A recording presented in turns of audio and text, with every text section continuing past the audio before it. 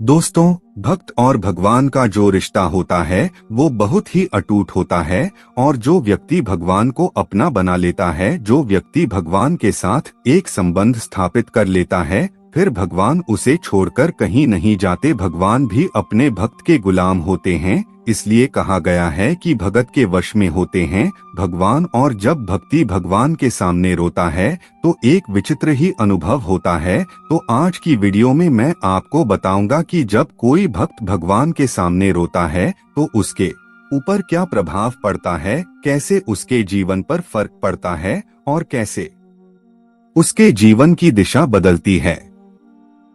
क्या आपने कभी सोचा है कि भगवान के सामने रोने से क्या होता है?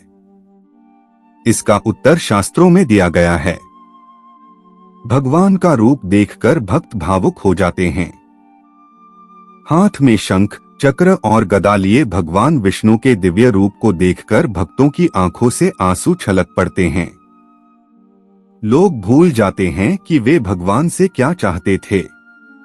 आपने कई भक्तों की कहानी सुनी होगी जो प्राचीन काल में तपस्या कर रहे थे। जब भगवान के सामने रोने से क्या होता है?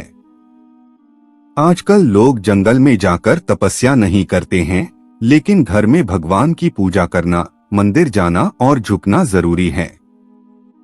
लेकिन क्या आपने कभी सोचा है कि मंदिर जाने वाले लोग भगवान को प्रणाम करते हैं और फिर उनकी आंखों से आंसू बहने लगते हैं? क्या आपने कभी सोचा है कि भगवान के सामने आंसू बहाने का क्या मतलब होता है? भगवान के दिव्य रूप पर ध्यान। वास्तव में जब कोई शुद्ध मन से भगवान के दिव्य रूप का ध्यान करता है तो उसका रूप आपकी बंद आंखों के सामने होता है। उनके अद्भुत रूप को देखकर मेरी आंखों में आंसू आ जाते हैं।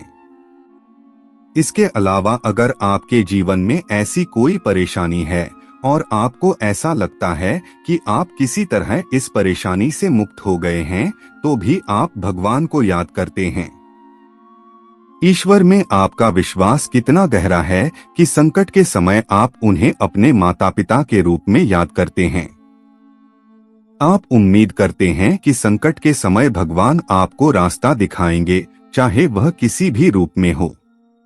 भगवान के पास रोने का ये मतलब है।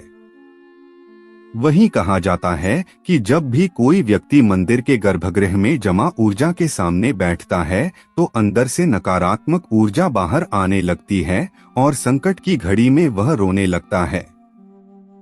ऐसा लगता है कि उस व्यक्ति पर भगवान की कृपा बरस रही है।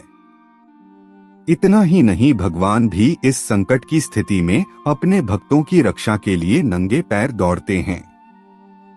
वही कहा जाता है कि भगवान के खिलाफ रोने वाला कभी दुनिया के खिलाफ नहीं रोता।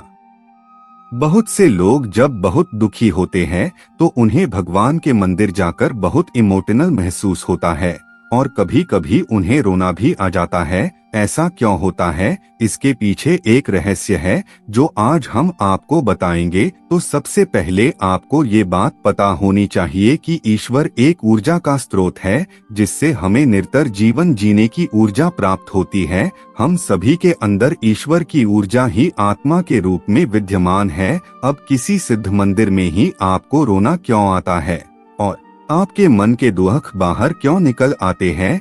क्योंकि जब आपके अंदर बहुत नकारात्मक भावनाएं होती है, चाहे वो आपके जीवन के दुख हो या समस्याएं, वो आपके अंदर आपकी मानसिक दशा को नकारात्मक प्रभाव ही डाल रहे हैं और ईश्वर की सकारात्मक ऊर्जा के सामने सारी नकारात्मक ऊर्जा बाहर आ जाती है। अब सवाल ये उठता है कि ईश्वर की ये ऊर्जा हमें मंदिर में ही क्यों महसूस होती है?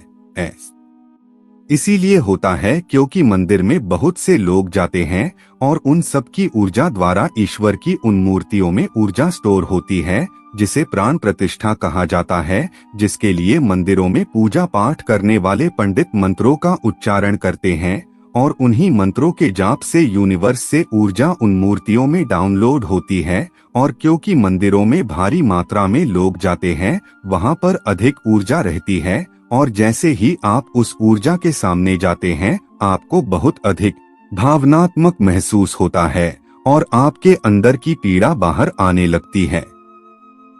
यही कारण है कि जब आप किसी धर्मगुरु या अधिक तेजस्वी ऊर्जा के सामने जाते हैं, आपके दुख बाहर आ जाते हैं। इसीलिए आपको बड़े सिद्ध मंदिरों में जाकर ईश्वर की अधिक अनुभूति होती है और शांति मिलती है। तो ये है लॉजिक आपकी भावनाएं बाहर आने का। और जो मंदिर अधिक मान्य होते हैं, वहां आपकी मनोकामना के पूरा होने का। आमतौर पर रोने या आंसू बहाने को लोग किसी भी व्यक्ति या महिलाओं की कमजोरी बताते हैं, लेकिन एक स्टडी में यह साबित हुआ है कि रोना किसी भी व्यक्ति की सेहत के लिए अच्छा होता है। किसी भी बात या परेशानी के चलते कुछ आंसू बहा देने से व्यक्ति को भावनात्मक दर्द को सहने की ताकत मिलती है। एक शोध के मुताबिक कुछ आंसू बहा देने से किसी भी इंसान के शरीर में ऑक्सीटोसिन के साथ ही एंडोर्फिन नाम के हार्मोन उत्पन्न होते हैं। इन हार्मोन का बनना किसी भी व्यक्ति के शरीर के लिए लाभदायी होते हैं। रोने पर हमारे शरीर से आंसुओं के साथ साथ स्ट्रेस वाले हार्मोन भी निकल जाया करते हैं, जिसके बाद लोगों को मानसिक शांति और रिलैक्स हो जाने का अनुभव प्रदान होता है। इस बारे में अमेरिकन साइकोलॉजिकल एसोसिएशन का मानना है कि किसी भी व्यक्ति को कितनी बार रोना चाहिए इसकी कोई निश्चित सीमा नहीं है, लेकिन हम ऐसे कह सकते हैं कि महिलाएं एक साल में 30 से 64 बार भावनात्मक तौर पर आंसू बहाती हैं। वहीं किसी भी पुरुष के लिए एक माह में 5 बार और साल में 17 बार रोना अच्छा होता है। हालांकि ऐसा देखा गया है कि कई बार व्यक्ति रोने के बाद अपने आप को उदास महसूस करता है और बुरा फील करने लगता है, लेकिन यहाँ बता दें कि रोने के भी अपने फायदे हैं। इस संबंध में कुछ विशेषज्ञों के मुताबिक आंसू बहा देने से कुछ हद से दिन से संबंधित बीमारियों से बचने में मदद मिलती है। नीदरलैंड टिलबर्ग यूनिवर्सिटी द्वारा के रिसर्च की गई, जिसमें बताया गया है कि रोना बहुत जरूरी है, यह फायदेमंद है। ऐसा मान जाता है कि अपनी परेशानियां अपनों के बता देने और कुछ आंसू बहा देने से हार्ट अटैक की संभावना को कम किया जा सकता है। इसके साथ ही रोने से शरीर में रोग प्रतिरोधक क्षमता का विकास होता है। वहीं अच्छी नींद भी आती है, स्ट्रेस कम हो जाता है। अब यदि यहाँ हम बात करें रोने के क्या फायदे हैं, तो यहाँ बता दें कि किसी भी महिला या पुरुष को रो देने से राहत मिलती है। इसके साथ ही किसी भी तरह के तनाव को भी कम किया जा सकता है। आंसू बहा देने से किसी भी व्यक्ति के इमोशन शेयर किए जा सकते हैं। इसके साथ ही ऐसा माना जाता है कि जो भी व्यक्ति भगवान के सामने रोता है, आंसू बहाता है, तो हमेशा ही भगवान उसकी सहायता करते हैं। किसी और के सामने उसे रोना नहीं पड़ता है, उसका भाग्य बदल जाता है। उम्मीद करते हैं कि आपको इस वीडियो से कुछ नया जरूर सीखने को मिला होगा। आपको वीडियो कैसी लगी हमें कमेंट बॉक्स में जरूर बताएं।